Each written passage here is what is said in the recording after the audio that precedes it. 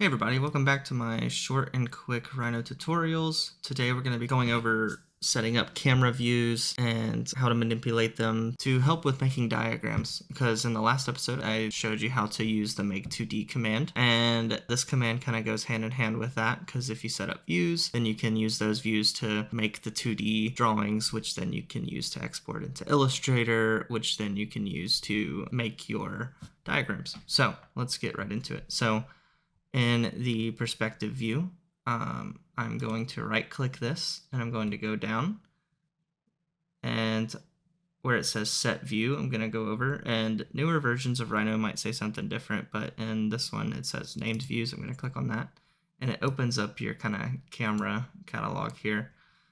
And right here I'm going to kind of set this up however I want it. It's going to be probably a low angled perspective right here. I just made a bunch of boxes. There's nothing crazy here, but so what I can do is right click in here, save current viewport as named view, and we're just going to say low point perspective. Hit OK, and as you can see, it shows right here. I'm going to auto update thumbnails as selected. What you can do is if you decide you want to change it a little bit, you can move it a little bit. And I think this saves as, and you can keep that selected low point perspective, hit OK. It'll ask you to override it. You can say yes, and it moved it right there. With the auto update thumbnails, it automatically updated this as well. It's pretty nice. I can go ahead and come over here and get a different angle of it. So now what we can do is we can right click over here, save current viewport as named view, low point perspective. We're gonna just put 2 at the end of this.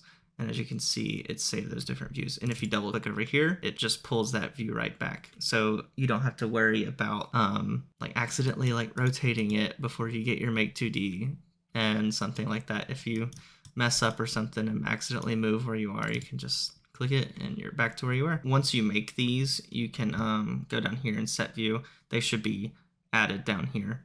Something you can also do, just a little side note, is you can bring this over here and add it to your tabs while doing this.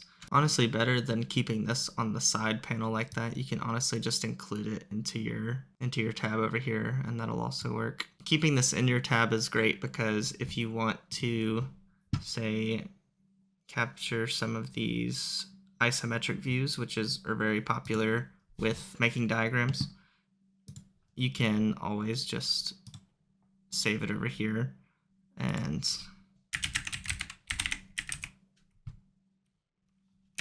I think that was northeast, right? Yeah.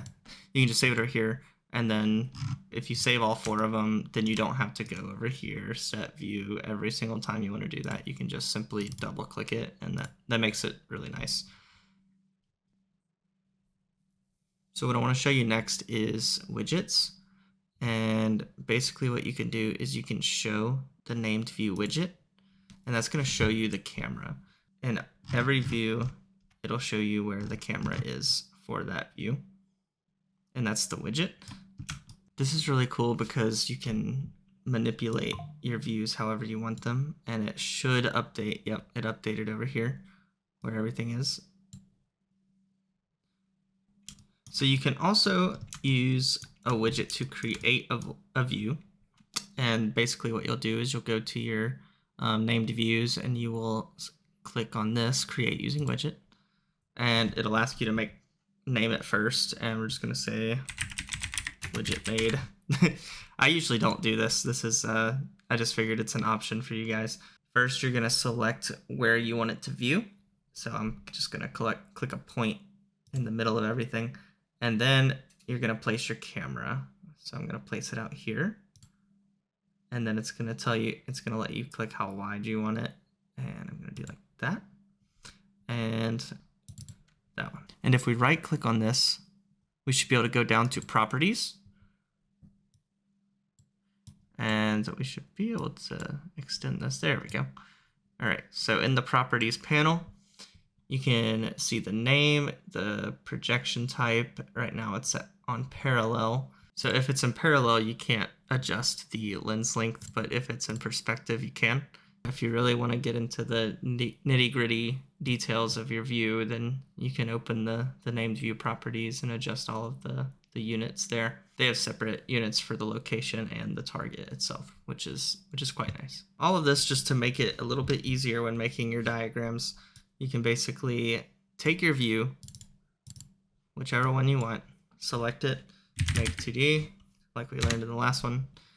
I don't really want tangent lines. I just want the scene silhouette. Okay.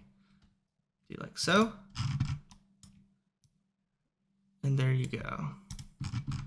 Now you have something that you can work with and import into, maybe I should have done tangent lines. Oh well. Now you have something that you can import into Illustrator, which I will talk about exporting in another video. But yeah, that's named views.